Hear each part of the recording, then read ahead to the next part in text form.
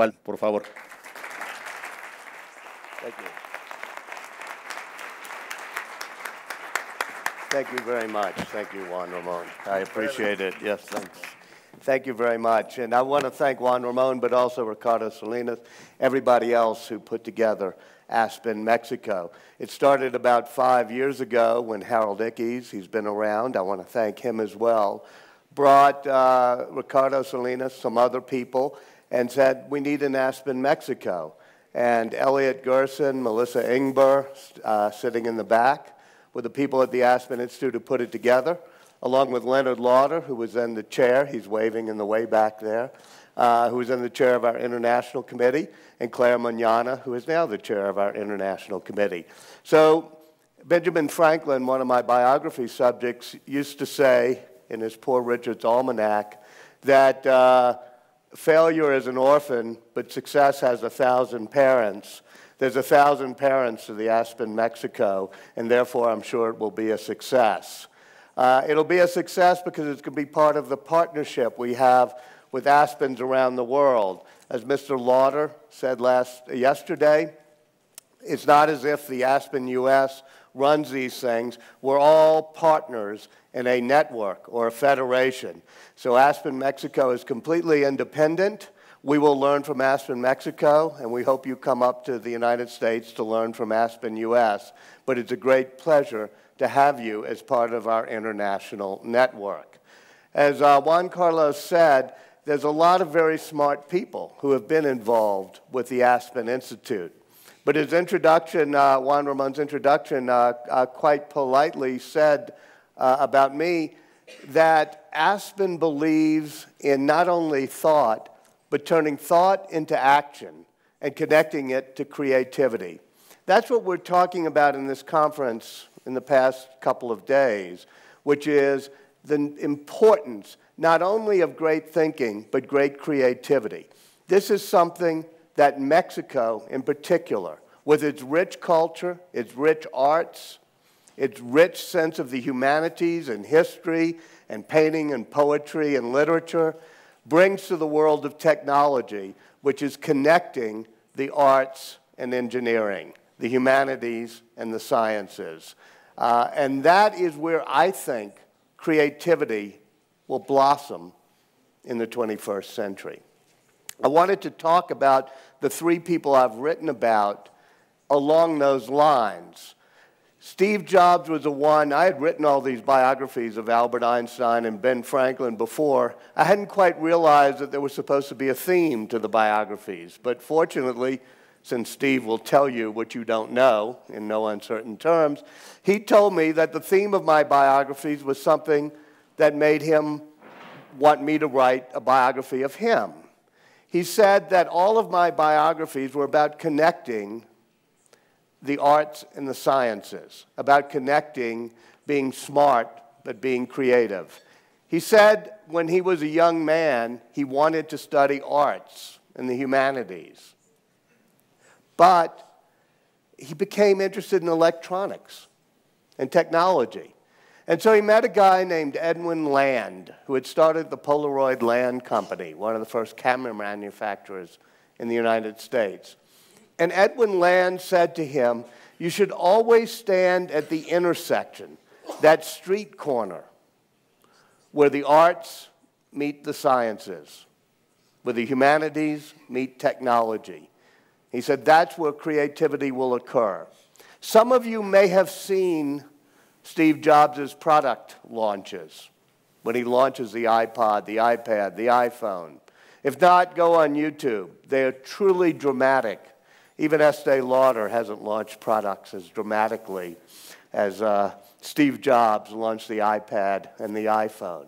But the last slide on the screen is always an intersection of two streets. It's the intersection of the humanities and technology. And he always gave the same talk at the end of his speech, which is it's in the genetic heritage of Apple and every creative company to stand at that intersection. I remember when I first met Steve Jobs, I was a very young editor at Time, a writer at Time magazine. I was the only one who used a computer. And so when Steve Jobs came in early 1984 to show off the original Macintosh, I got invited upstairs with all the top editors because they needed one person who knew what a personal computer was. And I remember how interesting Steve was. He was passionate about the beauty of this machine he had created, passionate about the case and the curves and the design of the curves. He told us that he'd gone to a department store and looked at a Cuisinart machine to see exactly how the curves should be made. He made us use a jeweler's loupe to look at every pixel on the screen and to show how the screen was bitmapped, meaning that each pixel could be controlled to be any color. So instead of just having those ugly, most of you here are too young to remember, but those ugly letters we used to call ASCII text, which were just sort of green phosphorus letters that would come up on a black screen, the Macintosh could say hello and do it in calligraphy and script. When Steve Jobs dropped out of college, he actually stayed at Reed College, and he took only one course, and that was calligraphy. He said it was the most important course he took, so he could learn the beautiful writing styles and fonts. And so he was so proud of that Macintosh. But then he looked at us at Time magazine, and he told us our magazine was horrible. It stank. It was a really bad magazine. My boss sort of stood up and was a little bit upset. And I said, why? And he said, because you should have made me Man of the Year last year, and you didn't. So with that passion came a certain arrogance in Steve Jobs. That passion for perfection led him, in some ways, to have what they called the reality distortion field. He just believed things because he wanted them to be true. Many years, I remained somewhat friendly with Steve Jobs. In fact, when I became editor of Time magazine, he was my best friend, probably 2 days a year, whenever he wanted something on the cover of Time magazine. But when I joined the Aspen Institute, it was about 2003, he gave me a phone call. And I said, well, Steve, why don't you come to Aspen and speak at the Aspen Institute? He says, well, I'll come, and he did come. I don't want to speak, but let's take a walk. I had done my biography of Benjamin Franklin, was just finishing a biography of Albert Einstein. And on the walk, Steve said, why don't you do my biography next? I must admit, my first reaction was, all right, Ben Franklin, Albert Einstein, you, Steve, your arrogance has not been reduced since we first met in 1984. So I said, sure, but let's wait 10 or 20 years until you retire. I'll do it then. That was a way of putting it off. But then somebody told me a few months later, a relative of his, said, if you're going to do Steve, you have to do him now. And I said, why? He said, well, he has cancer, and he didn't tell anybody. He's keeping it secret. But the day after he got diagnosed with cancer was the day he called you. So then I realized I would have an opportunity to do something very interesting. Here was a person, we don't usually get up close, those of us who are writers, biographers, get really close to somebody who has been in business and been creative in the world of technology and business. You know, we write about war heroes or football heroes or entertainment people or politicians, but to get up close to a creative businessman, and here was somebody who had transformed 7 or 8 industries. That Macintosh was actually the first computer you could bring home, take out of the box and plug in. It created the home computer industry. He does it over and over again. The way we consume music was transformed by the iTunes store, got rid of albums. Likewise, how we use music, the iPod. The iPhone transformed the cell phone industry. The iPad transformed publishing. The Apple Store transformed retail sales, and even digital animation in movies. Steve did it with Pixar. So I thought this is a great opportunity to show the connection of creativity to leadership and to values and to being smart. Also, in a larger sense, he was the innovation creation myth writ large. Somebody who had started a company in his parents' garage with a chubby kid from down the street and turned it into the most valuable company by market cap in the history of the world. So I said, fine, let's do the biography. And we started having long discussions so I could do this biography. It began when he made me walk the neighborhood where he grew up. A middle-class neighborhood. His father was a dropout, was an auto mechanic. And he showed me the house that they had lived in. And he made me look at the fence they had built around the backyard. And he made me put my hand on the back of the fence, the part you couldn't see. And he said, my father told me that we had to make the back of this fence just as beautiful as the front of this fence. And Steve had said, why? Nobody's ever going to see it. Nobody's ever going to know. And his father said, yes, but you will know. And Steve said that was my first lesson, that if you have a passionate care for what you're doing, for the products you're making or the services you're offering, then you will care even about the parts unseen, the parts that people won't see. Because a real craftsman, when he makes a chest of drawers or she makes a cabinet, doesn't put a bad piece of wood on the back facing the wall. Because that person, that craftsman knows if it puts a good piece of wood there, they've really cared about the product. And so when they were doing that original Macintosh, for example, the one I told you about that Steve showed us in 1984, right when they were finishing and all the curves were right, and that beautiful case he had designed, totally sealed because he didn't want people to open it up. A real artist doesn't want people messing inside their computers. He looked at the circuit board, and he said, well, this circuit board is ugly. It stinks. And the engineers on the team said, what are you talking about? Nobody's ever going to see it. Nobody's ever going to know. He said, well, the chips aren't lined up straight. Well, he said, it's in this box. It's going to be sealed. People won't be able to see it. And he told him the story about his father. And he said, you have to care even about the parts unseen. He made them hold up for 6 weeks, shipping that original Macintosh until they made the circuit board inside beautiful, with all the chips straight and equally spaced. And when they finished, he had them take a whiteboard with little pens and sign their names, all 30 of them on the original Macintosh engineering team, all the men and the women on that team. And in the middle, he signed his name, Stephen P. Jobs, all in lowercase. And they engraved it on the inside of the case of that Macintosh, where nobody will ever see it and nobody will ever know. But he said, real artists sign their work. So that's what I learned from Steve, was having a passion for connecting the artistry in you to the products you made. He said there are 2 ways of doing business. One is you focus on making a profit. And if you do, you might make a profit for a while, but you won't make a great company that'll last forever.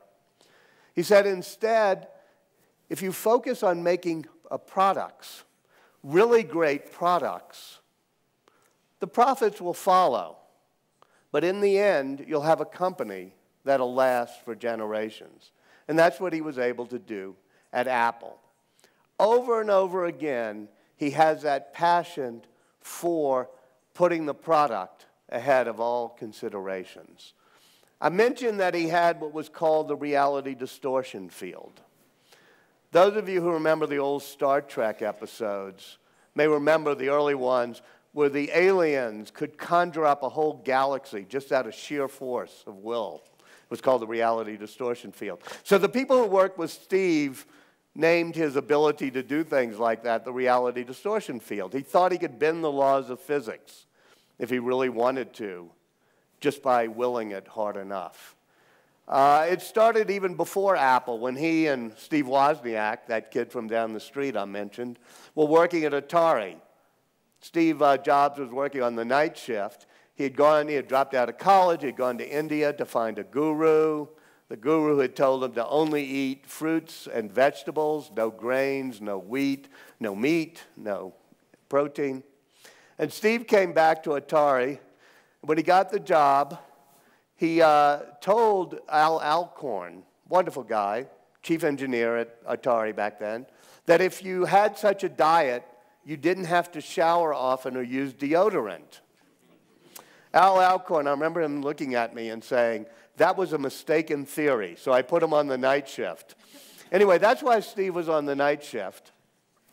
And he and Wozniak were supposed to make a game. If you remember Pong, you know, that ping-pong-like game we had, they wanted to do a single-player version of it that was going to be called Breakout. And so Steve says to Woz, you've got to code this game in 4 days because we got to get back to the Apple farm where they were working, hence the name of the company they eventually founded. And Woz says, I can't do it in 4 days. I mean, this is going to take me weeks, 2 or 3 weeks of coding. And Steve had taught himself to stare without blinking when he had gone to India. His guru had taught him to just stare and not blink. So he stared at Woz without blinking, and he said, don't be afraid, you can do it. And Woz is going, well, no, you know, you've seen Woz, he's kind of a teddy bear of a cat. Steve kept going, don't be afraid, you can do it. Woz said, I got so freaked out, I went back to my workbench, worked 4 days, 4 nights in a row, stayed up all night, and finished the game of Breakout. Steve's reality distortion field drove people crazy, drove them to distraction, but also drove them to do things they didn't know they would be able to do. Over and over again, you see it, the original Macintosh. It took 78 seconds to boot up. Steve told the engineers, you got to shave 10 seconds off the boot up time. The engineer said, look, it's elegant. You can't do that. I can't make the code better. Larry Kenyon, he told me the story. He said, Steve stared at me without blinking and kept saying, don't be afraid, you can do it. Kenyon said, well, I went back to my office, and after 2 weeks, I had shaved 28 seconds off the boot up time.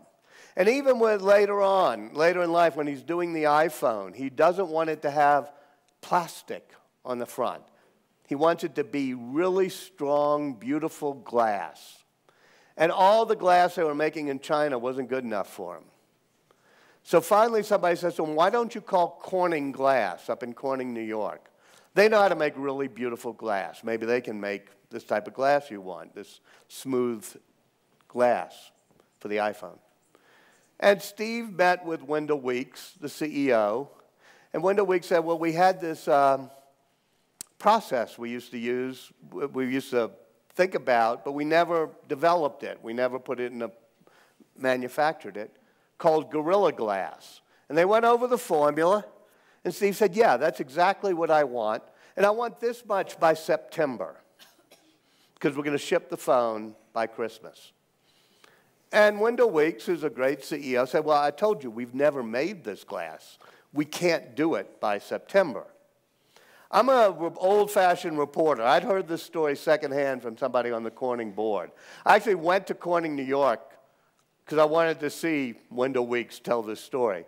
He said, it was amazing. Now, by the way, there's 30 years to the day almost he had done it to Wozniak.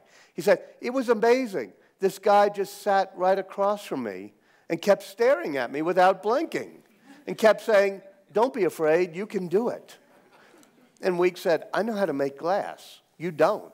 And Steve would say, don't be afraid, you can do it. After the meeting, Wendell Weeks called up a plant manager of Corning in Harrodsburg, Kentucky, and said, I want you to switch over and start making Gorilla Glass. And the manager said, well, okay. We're making flat screen TVs. Maybe in 2 or 3 months we can start making Gorilla. He said, no, tomorrow. And of course the plant manager said, well, we've never done. We don't, you know, we can't start. Weeks said, I just kept telling him over and over again on the phone, don't be afraid, you can do it. The upshot is, turn over that iPhone there, every iPhone in your pocket, every iPad, every one of those devices that year and to this day has had glass made by Corning in America because of Steve's reality distortion field. Doesn't always work. People sometimes say, hey, I'm like Steve. I can browbeat people, do reality distortion. It didn't work for Steve on his cancer. He tried it on his cancer. Sometimes it doesn't work. You have to know when it's going to work. It didn't work on the iPhone 5 antenna. He kept saying, no, don't worry. You don't have to coat the outside. It won't matter. You can't bend the laws of the Faraday field and have an antenna work that way. But usually Steve cared enough about the product and tried to be a real artist that it made Apple totally different from any company. I saw this type of sort of passion and love for things in Einstein, Ben Franklin as well. We biographers love to find that incident in childhood when a kid is 5 or 6 or 7 years old that helps shape them. Sort of the rosebud moment if you've ever seen the movie Citizen Kane. For Einstein, it was when he was sick one day and his father gave him a compass. Einstein was amazed because the compass needle twitched and pointed north. However he moved it, the needle would twitch and point north. Nothing was touching the needle. There was no physical force, no physical object touching the particles that made up that metal needle, but it kept pointing north. Now, you and I probably remember getting a compass when we were 6 or 7 years ago. And we go, oh, look, the needle points north. How cool. And then we go on to something else, oh, look, a dead squirrel. And, we forget all about the compass and why it points north. Throughout his life, he was still trying to understand the relationship of an electromagnetic field, gravity, particles, a unified field theory, whatever it was, to figure out why does that needle point north. He's not a great student, runs away from this German school system, drops out for a while because he doesn't like the rigid way they're teaching, wants to be taught artistically and creatively, finally goes to a school in Switzerland. But as a runaway at 17, he's looking at Maxwell's equations, the equations written by James Clerk Maxwell that explain an electromagnetic field. If you look at Maxwell's equations, or if you're Einstein and you look at Maxwell's equations, they'll tell you something, which is an electromagnetic wave, a light wave, or radio, whatever it is, any electromagnetic wave, always travels at a constant speed, the constant speed of light, 186,000 miles per second or so. Whether you're moving really fast to the source of the light will go by you at that constant speed. Or if you're moving really fast away from the light, it'll still go by you at that constant speed. And Einstein at age 17 is doing a thought experiment. All of his things were creative thought experiments. He never went to a lab and did an experiment. He did it all in his head. He said, well, what if I caught up with a light beam? What if I rode alongside it? What if I went just as fast as a light beam and caught up with it? Wouldn't the wave seem stationary to me? He said, but Maxwell's equations didn't allow for that. It caused me such anxiety, I walked around in the forest with my palms sweating. Now, I know what was causing my palms to sweat at age 17 when I walked around New Orleans. It was not Maxwell's equations.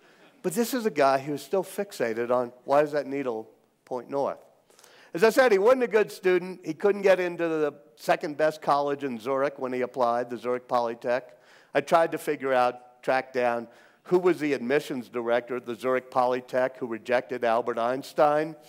But eventually he gets an undergraduate degree, can't get a doctorate because they reject his doctoral dissertation 3 times because they don't understand it. So he finally gets a job as a third-class clerk at the Swiss Patent Office in Bern, Switzerland. Third class because you can't be a second or first class unless you're a doctor, and he doesn't have a PhD. So he's relegated to the lowest level of things they do, which is to look at devices that were there to synchronize clocks. Because Switzerland had just gone on standard time zones, and if you know any Swiss people, they tend to be really Swiss. They really care that it will strike 7 in Bern at the exact same instant it strikes 7 in Zurich. And the only way to synchronize 2 distant clocks is to send a signal between them. And that signal travels at the speed of light. whether it's a light signal, radio signal, whatever you use, whatever these devices that we're trying to get patents use, they all use, you know, a light signal or electromagnetic signal. And you got this third-class patent examiner sitting on a stool saying, well, what if I caught up with that light signal? And so he does a thought experiment. He says, if I'm traveling really, really fast towards one of those clocks, what looks synchronized to me will be different than for somebody who's traveling really, really fast in the other direction. They'll see the signal slightly differently than I'll see the signal. And from that thought experiment, he comes up with an imaginative leap, which is, I get it. The speed of light is always constant. But time, what is simultaneous? That's what time is. Time is relative depending on your state of motion. That's all the special theory of relativity says. And it wasn't some brilliance that made him smarter than Max Planck or Poincaré or Michelson and Morley, all the people studying it at the time. It was he was willing to be imaginative and think different, think out of the box. Every other physicist, including Einstein, had read Newton's Principia, the Bible of physics at the time. And the Principia starts with a paragraph that says, time marches along second by second, irrespective of how we observe it. And you got this patent clerk who says, how do we know that? How would we test that? How do we know that's true? He is just like the compass needle, just like why is the sky blue, something that puzzled him. He's questioning what you and I think are obvious. That time goes tick, tick, tick, tick, whether we're watching or not or whatever. And Einstein says, how do we know that? He's rebellious against received wisdom. Every now and then, once again, it's like the Steve Jobs reality distortion field. When I talk about Einstein, people come up to me afterwards and they say, hey, I'm just like Einstein. I nod, smile sometimes, and say, how? I said, I think out of the box, you know. So, you know, Einstein knew what was in the box before he thought out of the box. So that tends to help. But it was that creativity that allowed Einstein to be who he was. As for Ben Franklin had that same passionate curiosity, but he had something really special that I'm going to end with because it applies most importantly to both the values of the Aspen Institute and to the values of Aspen, Mexico that you saw exhibited yesterday. His curiosity was always scientific as well as artistic. When he was a runaway at age 17, and by the way, this is why I don't often get asked to do graduation speeches, because all of my characters run away at age 17. They're all rebels. There's actually some connection there. They all rebel. They all run away. They all drop out. Not that I recommend that to graduates, but it does save me having to give graduation speeches. When he goes, he's going to England to get printing equipment. He's run away from Puritan Boston, in which everybody has to follow the ideological line. And if you deviate from Puritan ideology, you end up having to, like, go to Rhode Island and form a separate state or something. So he doesn't like that intolerance. He goes to England. He notices that the ship's captains tell him that it takes 1 day less to get to Europe than it does coming back, something not explained by the prevailing winds. And so he hears about how the water changes color. He starts dropping barrels into the water at different depths and taking the temperature of it. And so he becomes the first person to chart the Gulf Stream. That's the type of scientific curiosity connected to our human daily life that made him a great technology innovator, but he connected it to humanity. The most obvious being the lightning rod, where his electricity experiments and even that flying of the kite in the rain are the most important electricity experiments of the time, but it also leads to the most useful invention of the time, which is the lightning rod. However, as I said, there was something more in Franklin, something even more than being a great innovator and a great inventor. And that comes from being that runaway from Boston, which was then, although perhaps not now, a very intolerant town. You had to be same religion, same background, same breeding to be part of any power in Boston then. So when Franklin comes to Philadelphia, he loves the city, a small city then, only about 7,000 people. But it had all different types of people.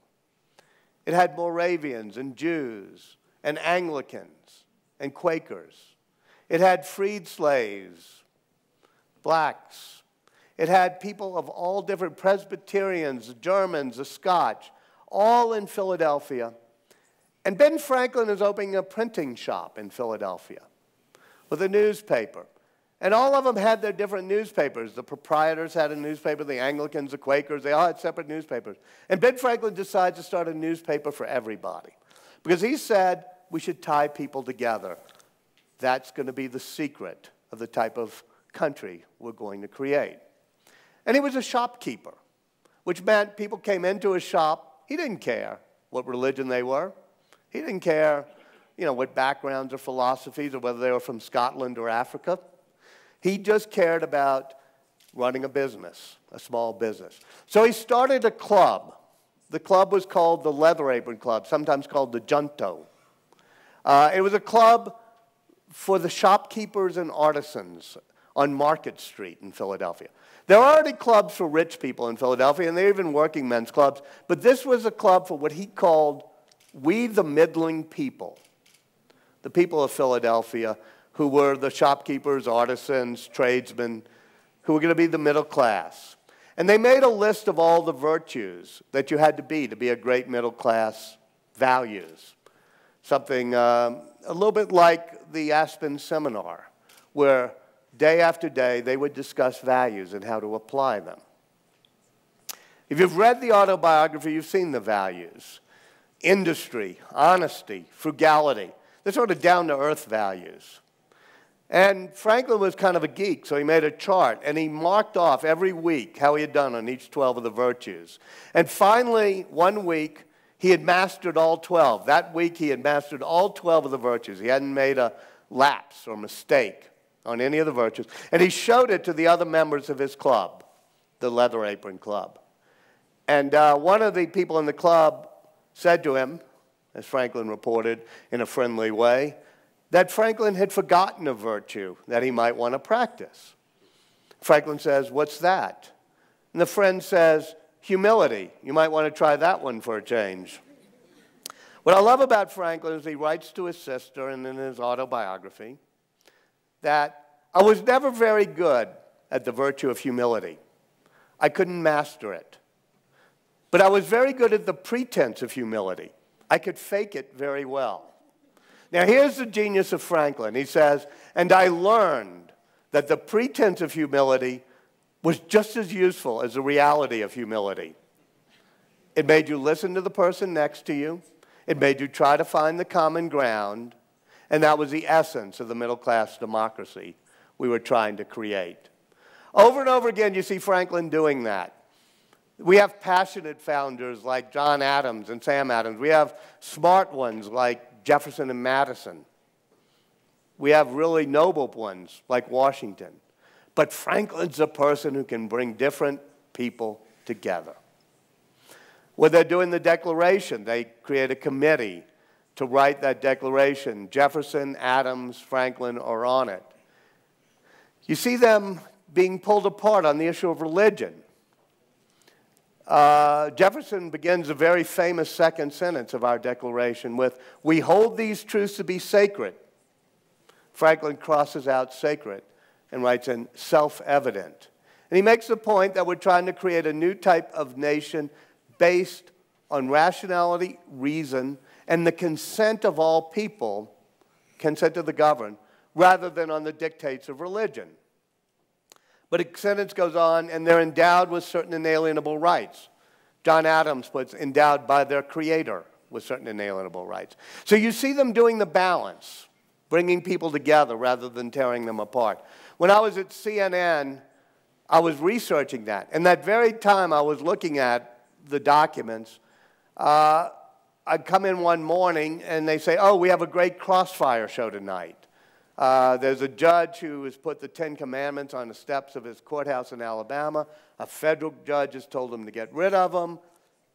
He's not going to do it. They're going to sit in the marshals. And I went, oh, good, crossfire. Who's for the 10 Commandments? Who's against the 10 Commandments? And I realized how horrible that was. I mean, that we in the press and we in the politicians were using religion to divide us rather than bring us together. And even late in life, when Ben Franklin comes back from France and England, and he's part of the Constitutional Convention, they're tearing themselves apart on the big state, little state issue. But Franklin offers the compromise to have a House and a Senate, equal votes per state, and proportional representation. And he gives a great speech. He says, when we were young tradesmen in Philadelphia here, we had a joint of wood that didn't hold together. You'd take a little from one side and take a little from the other, until you had a joint that held together for centuries. And so here, too, each of us must part with some of our demands. His point was that compromisers may not make great heroes, but they do make great democracies, something you've learned quite well in Mexico. On their deathbeds, every one of these people sort of exhibited the traits that I felt made them important. You know, it was about 2.5 years ago when I realized, and Steve Jobs realized, that he was not going to keep beating the cancer. So I talked to him about his legacy. And I said, you know, what do you feel is your importance, your legacy? He said, well, I think through my Zen training, I've learned that life is like a river, just like history is a river. People put really cool things that they've invented, great ideas they've come up with, services they've made. They put those things in the river. Their innovations become part of the river. The goal in life, I've realized, though, is not how much you get to take out of the river, because all of us can use those innovations people have put in before. But the goal is how much do you get to put into the river. That's what your legacy is going to be. Not how much you got out of that river, but how much you put into the river. And so he said, that's what I've tried to do by creating Apple and these products. It's just putting something back in the river of innovation. As for Einstein, in 1955, his aorta burst. He knew he had maybe a day or two to live. He's in hospital at Princeton. And all the visitors come. He does various things. But that last evening, after the visitors have to leave, he asked his secretary, Helen Dukas, to bring the papers he had been working on in his office at Princeton. And there were a few pages of equations. And that night he died, he just sat there, writing line after line of equations, making some math mistakes and correcting them. I went to Hebrew University, where the actual documents are, even though I'd seen copies of them, because I just wanted physically to be in their presence. And you can see after 9 pages, the pain starts getting great, and the handwriting gets worse. But he keeps writing page after page of equations that he hoped would create just one step closer to that unified field theory. A unified field theory that would connect electromagnetism, gravity, particle physics, or, to put it more simply, why does that needle twitch and point north? Till finally he writes one last line that dribbles off the page as the pain became too great. One last line of equations that he thought would get him and the rest of us one step closer to the spirit manifest in the laws of the universe. As for Franklin, on his deathbed, during his lifetime, he contributed to the building funds of each and every one of the 35 churches and places of worship built in Philadelphia. At one point, they were building a hall for visiting preachers. It was a time of the Great Awakening, and all these preachers were coming up and down, and it was called the New Hall. It's right to the left of Independence Hall. It's still called the New Hall. He wrote the fundraising document, and it said, even if the Mufti of Constantinople were to send somebody here to preach Islam to us and to teach us about the Prophet Muhammad, we should offer a pulpit and listen, for we might learn something. And then on his deathbed, he's the largest individual contributor to the Mikveh Israel Synagogue, the first synagogue built in Philadelphia. So when he dies, instead of his minister accompanying his casket to the grave, all 35 ministers, preachers, and priests of Philadelphia link arms with the rabbi of the Jews and march with him to the grave. It's that type of respect for different types of people. It's that type of willingness to bring people together that they were fighting for back then in 1776, and that we here in Mexico, North America, and much of the world are still fighting for today. Thank you all very much. You want 15 minutes of questions? Yeah, I'll just call on people if you want. Questions, comments, debate. Please stand up. Don't be shy, or I'll cold call on people. Yes. Quien quiera hacer alguna pregunta, por favor, de manera directa. Yes. What biography would you be most passionate about writing? What biography now? Well, I'm writing something now, so I'll tell you about it. And I often get asked, and I thought you might, why don't you do a woman, too? And I'm writing a book now that's not exactly a biography, because I realize that we biographers sort of distort history a bit. We take one person and wrap it around that person. Most innovation, as you know, comes in teams. This is what the Aspen values are about. It comes from collaboration, right? So I'm trying to write about innovation in our digital age and how it wasn't just one or two people, but these great teams of people that produce the transistor, the computer, the internet, and how they work together. But it begins with a woman named Ada Byron, the Countess of Lovelace. Ada Byron, in the 1830s, she was Lord Byron's only child. And when she was growing up, her mother, Lady Byron, was not particularly fond of Lord Byron. You can read about Lord Byron and find out why. So, in order to make sure Ada did not become a poet, she insisted that she be tutored only in mathematics, as if that were an antidote to poetry. And Ada becomes a great mathematician, but she also realizes that mathematical equations are like poetry. They're just the good Lord's brushstroke for painting something beautiful in our cosmos. And so she believes in what she calls poetical science, which combines, like I said, the humanities and the sciences. And she has a friend, Charles Babbage, who creates a calculating engine called the difference engine, and then is building a new one called the analytical engine that does, tries to become like a big old calculator. And what Ada discovers is something amazing. She comes up with the concept that if it can calculate numbers, it could actually calculate or compute any logical symbol. That it could do music. It could do words. It could process words. It could process, as she put it, anything that can be notated symbolically. And so that's the birth of the concept of the algorithm, programming, a computer that's programmed not just, how many of you, you're typing on an iPad, have you ever used that to do numerical calculations? To do differential equations or something? No, we don't use, we use our computers for words, for music, for everything else. That was her idea. And so she's sort of the founder, to me, of the creativity, the connection of arts and sciences in the digital age. So the book starts and then ends with her. Because the one thing she said two things. Computers will be able to do everything. And the second thing she said was they'll be able to do everything except think. They'll never be creative. They won't be like humans. They can't originate thought.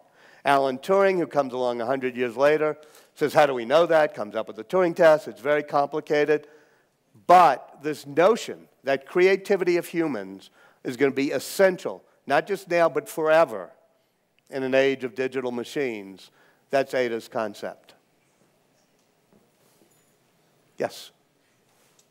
The biographies that you've written have a mixture between technology and the human part of this. Right. I'll repeat the question, yeah. What do you think about the comparison between technological evolution in the world and humanitarian evolution? Is there enough investment in growing as human beings in the human relationship part, or is it only investing people and the world in technology? Yeah. The question was well, you heard the main part of it, that I'm interested in both the evolution of technology and of humanism. The whole theme, especially of the book I'm now writing, is that it's called co-evolution. There's a guy named Doug Engelbart, a while back, who comes up with the term that humanity and its technology must evolve together. And that the evolution of our morals can't get behind the evolution of the capacity of our computers and many other things. So far, we've been very good at that. We always think, okay, now we've invented genetic engineering. Now we've invented machines that can, do various things, spy on people. Have our humanities fallen behind our technology? I think that's the big question of every time. I will offer some words of encouragement, which is this is not a new question. By the way, Lord Byron had this question, Ada's father.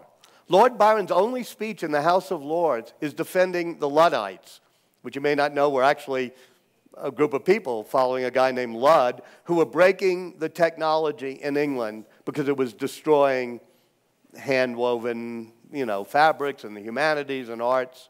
And Ada thought her father was crazy to do that. Ada believed in the beauty and even looked at the punch cards that they were using in the looms to make the fabric patterns and figured out the punch cards could be used in Babbage's analytical engine to make weave patterns, as she said, of logic. So over and over again, we've had technology in our lifetime. Our lifetime, we deal with everything from the atom bomb to genetically modified foods, whatever. We've always been pretty good at connecting the humanities to our technology. I think we're capable of it. I think we will be able to do it, but it's something we have to keep focusing on, and that's what the Aspen Institute tries to do. Aspen Institute in the U.S. used to be named the Aspen Institute for Humanistic Studies, and it looked at science and technology from a humanistic perspective. I think that's what you should do in Aspen, Mexico as well. Yes, way back there.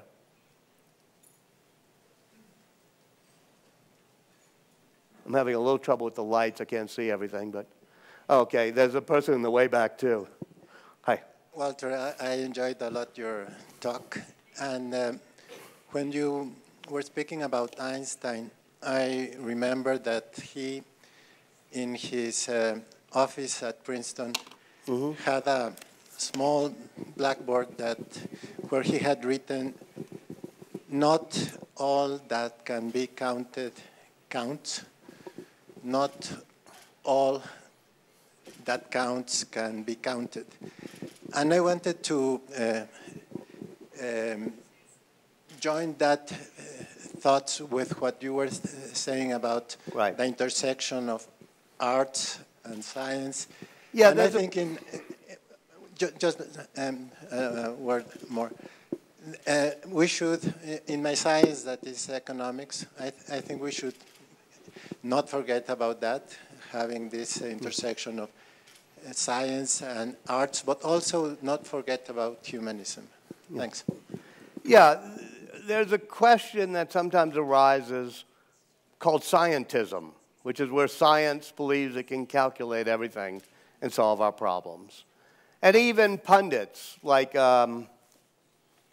Nate Silver, who think, okay, in numbers, I can tell you what policies we should do. But there's certain things that, as Ada Lovelace said, machines will never be able to do. Even basic things, like should a man be allowed to marry a man? That's a moral issue that stems from the humanities, and it's an issue about, well, many issues there. It has nothing to do with numbers. Should we intervene to protect oppressed people in Bosnia, Crimea?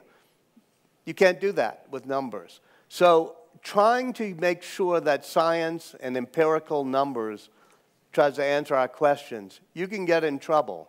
We have to nurture our humanities side to say, how do we make moral arguments? Harold? Well, first of all, thank you for an extraordinary exposition. It's really, you're going to be tested on special relativity later. Well, your speaking ability mirrors your extraordinary writing ability. It seems on the surface a simple question, maybe it is, but when you look at the sweep of extraordinary people in the world, how do you decide on who you're going to write about? Yeah, well, it sometimes just happens. I mean, I was at Time magazine and frustrated about having to write short and covering Governor Ronald Reagan's campaign. People were sending me all these pamphlets about the American establishment and how they were taking over in the Bilderberg Group and Rockefellers and whatever. And I asked my friend, who I think you know, Evan Thomas, who was a classmate and then colleague at Time, what is it, you know, you're a preppy, what is this American establishment? And then we decided to write a book called The Wise Men, which was about how the American establishment created foreign policy. That ended in Vietnam, and I wanted to try to figure out, because they get called by Lyndon Johnson, the wise men, because they come in and tell them, get out of Vietnam. So I wanted to take the story from there. I decided to do Kissinger. Kissinger was such a pain to deal with that after that I said, I'm going to do somebody who's been dead for 200 years. So, but also Kissinger was a great balance of power realist. And I tried to figure out who was a great balance of power realist in America. And Ben Franklin was the first. He plays France off against England and the Bourbon Pact nation. So that led me to Franklin. And then I realized, well, he was a truly great scientist, but nobody gives him credit for that. And I wanted to do a great scientist, so I did Einstein. So it's sort of serendipitous that way. I wanted to make sure this guy in the way back, who I keep pointing to but never can get the microphone. So, and then I think there's one up here. No, I'm sorry, Don't worry. You'll have to wave. There's one there, but I'm supposed to end at 10:30. So. My question is related to the social innovation outcomes and the way we can measure it. Many institutions, such as the OECD, have developed methodologies to measure the outcomes of technological innovation. How can we measure the social innovation outcomes? Is there a valid methodology to measure it? I mean, look, I'm not going to answer in a long way because I don't know. I was actually asking the governor of the Bank of Mexico yesterday at lunch. Were you there? And so I was at his table, said exactly the same thing. He said inflation has gone down. I said, how do you measure the cost of telecommunications in the inflation rate? Because telecom is going down, but people are spending more on things like instant messaging or whatever it may be. So, you know, he gave me a complex answer. Look, even Greenspan and the governor of the Bank of Mexico had trouble. Alan Greenspan kept saying we were in irrational exuberance. You know, it was hard to measure what technological innovation does to the economy. But the only thing I will say is this, which I do think I know from history. At every moment of history, including when Lord Byron is defending the Luddites, people think that technology destroys jobs. It means fewer jobs for people who weave fabrics, for people who do whatever. Technology that adds to productivity does not decrease the number of jobs in a macroeconomic thing. There's dislocation, people have to change jobs, whatever. But starting, you know, if you want to, in the 1640s, you can look at every technological innovation and there are more jobs and a better economy afterwards. So I think that's the only thing we have to take as a given, is that we should not be Luddites and resist technology for fear that it will hurt jobs. Was it? And is that, were you waving for a question, or are you telling me I have to stop? Okay. You have a big notebook. I thought you were giving me a time signal. Thank you, Mr. Walter Isaacson. Yeah. May you speak about your dreams for us Mexicans? Thank you.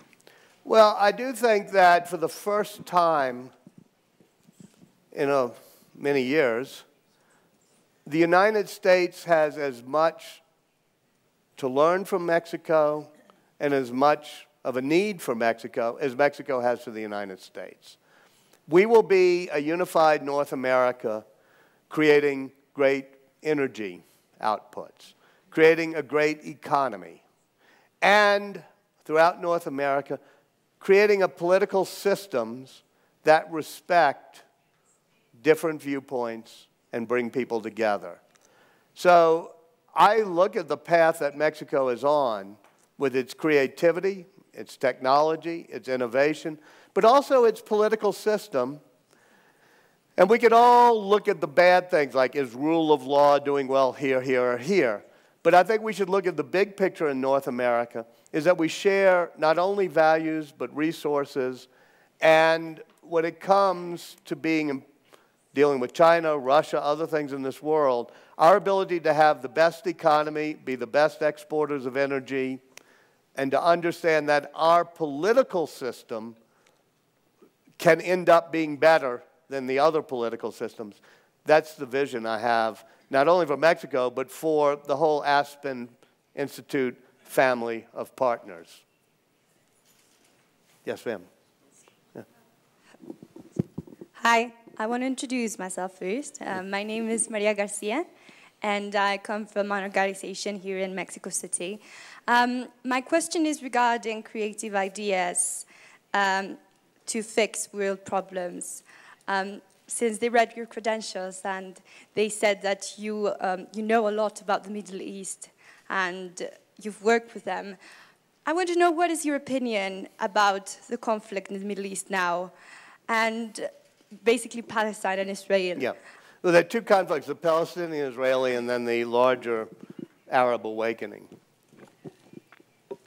I do not think it takes a lot of creativity to solve the Palestinian-Israeli problem. We know what the solution is. We know it'll be a two-state solution in which both sides show respect for the people in the other state and protect the security. We even know within 100 yards where the border should be. We even know how you're going to figure out how to deal with Jerusalem and rights over holy sites and autonomy.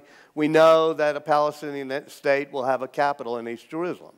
We even know how we're going to deal with the right of return, which is, now it's going to be, people will be compensated, but the right of return will not change the nature of Israel. So we know the answer. They got to it at Taba, they got to it at Camp David, but what that is a failure of is not a failure of creativity, not a failure of the imagination. It is a failure of leadership. It would not be that hard for good, strong leaders who have done much tougher things. When Begin and Sadat and others are shaking hands, that was tougher. It would not be hard for great leaders to say, we know the answer here. Let's just get to this. And we can quibble over this area C or whatever. So sometimes it's not creativity that matters. It's the will to be a moral leader. I'll save the Shia-Sunni Arab awakening for another time. Thanks. Yeah. Oh, sorry, microphone there. Sorry. Mm-hmm. Thanks. I'm a bit scared of falling into blasphemy here, but I have this big question inside my head. Why do we think innovation is good for humanity? Why is innovation good for humanity? There's a wonderful line of Oscar Wilde, which is, I love progress, it's just change I don't like. I think innovation and technology are neither good nor bad in and of themselves. It's just how they're applied. Innovation tends to bend the arc of history towards many things. Let's take information technology innovation. It used to be you had to be a monk in order to make a book. You had to be a member of the church in order to read a book. You weren't allowed to read your own Bible. Gutenberg comes along, you have an innovation that allows people direct access to information, and you end up not only with the Reformation, but you end up with the rise of liberal democracy eventually. Likewise, the internet. It bends the arc of history, I think, to more and more people having more access to ideas, and even more importantly, to be able to spread their own ideas in the world. So is that a good innovation? A lot of times it causes problems. It causes problems in the Middle East. It causes problems with somebody who may read a blog entry saying how dumb they are or whatever. But in the end, it personally empowers people and leads towards liberty and democracy. Likewise, as I said, innovations like the weaving loom, people are afraid it will destroy jobs. But in the end, it gives a higher standard of living to more people. So you have to go back, if you're an Aspen seminar type, to what values do we have? And the basic values are liberty for each individual, the ability of people to have the types of things that make their life enriching, a standard of living that makes them good. And so we can be, because we're very comfortable in wearing coats and ties in an air-conditioned room, we can be against innovation sometimes without realizing that maybe there's at least 1 billion people in this world whose lives will be made better if they have better food and better water and better communications. So I think we have to be careful of always loving innovation. We have to always connect it to the moral goal of innovation, but we also have to be careful of resisting innovation for fear of wanting to hold on to what we already have. But last question, I think. I keep seeing people moving around, so although I'm happy to keep going. Do you think the lack of an immigration reform will affect innovation in the U.S.? Lack of immigration reform is just it's a moral and economic and political failure of the United States. It will hurt the economy. It will hurt who we are as a nation. And it will hurt our democracy. And it probably won't help the Republican Party. But it's a side issue. I will say this. People are always this way in times of bad economic times. The know-nothings, you know, in the 19th century arise during the recessions of the night. They're trying to stop the Irish and the whoever coming into the United States. So we've seen that in bad economic times. And you almost can, you shouldn't excuse it, but you can understand when people are hunkered down, they're a little bit more defensive. We are coming out of a bad economic time. It is now the time to be more open. It will happen. The question is whether it's this year or in 2 years or in 4 years. But this is intrinsic to America's economic interests and to its moral values. Thank you all very much. Oh, sorry. I get 2 more questions. You thought you were rid of me. Okay, way back. I'll make them short. 2 way back people. And then the woman in green behind. Yes, yeah. Well, you talked about the experiences these great innovators had that changes their lives in when they were 6 or 7 years old. Which is your experience? What did you live to? Maybe though I had no such experience, which is why nobody will ever write a biography of me. I did have an uncle who was not a famous writer. In fact, most people wouldn't have heard of him, but became famous enough. A guy named Walter Percy, who was a novelist out of Louisiana. And I never quite knew when I was growing up what Uncle Walker did, because people called him Dr. Percy, but he didn't practice. He had been a medical doctor, didn't practice. He just drank bourbon all day long, as far as I could tell. And then when I was about 9, his book came out called The Moviegoer. And I realized, oh, he's a writer. And a writer was something you could be in life, just like being an engineer or a doctor or a fisherman or whatever. And I thought, well, that's cool. And then I read The Moviegoer, tried to, carefully, and I realized that there were certain moral and even spiritual and religious messages in it. And so I pressed Uncle Walker, what are you doing? You know, what are these spiritual messages? And he looked at me and he smiled and he said, there are 2 types of people who come out of Louisiana, preachers and storytellers. He said, for God's sake, be a storyteller. The world's got too many preachers. So that was a lesson, actually, which is that I may not be Einstein and not even Steve Jobs or Ben Franklin, but storytelling can actually help bring people together and understand the values we share. And so at that point, I said, that's what I'll be in life. I'll be a storyteller. Well, about this genius that you talked about, we see here in Mexico that sometimes entrepreneurs get in this intersection of humanity and science or technology and to get innovation, but sometimes they stay just there. Which advice could you give that they could develop their idea or the product? And it's about opportunity, it's about time with the right people. What do you think? Well, I think each of us has our own ambitions in life. And one of the things you do as a storyteller is you try to say, look, here's a guy whose dad was a dropout, who walked around, you know, in a middle-class neighborhood, but really cared about the beauty of the fence in the backyard, and cared about calligraphy and how you write, and cared about, to get to an earlier question, making innovations that will empower other people to be creative. That's what the personal computer was all about. It was an innovation, but it wasn't just for the sake of making more money or whatever. It was other people will be able to do things, and they will be individually empowered.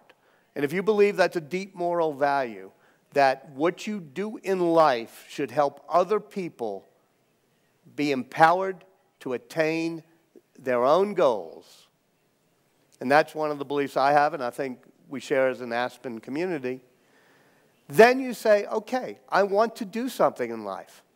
If you don't, the world, you know, has billions of people. Not everybody can be a Steve Jobs, but everybody can aspire to say, I'm going to do just a little something. Come up with some innovation or some service or some way of helping people that allows everybody to just have a slightly more power over leading a fulfilled life. Thank you all very much.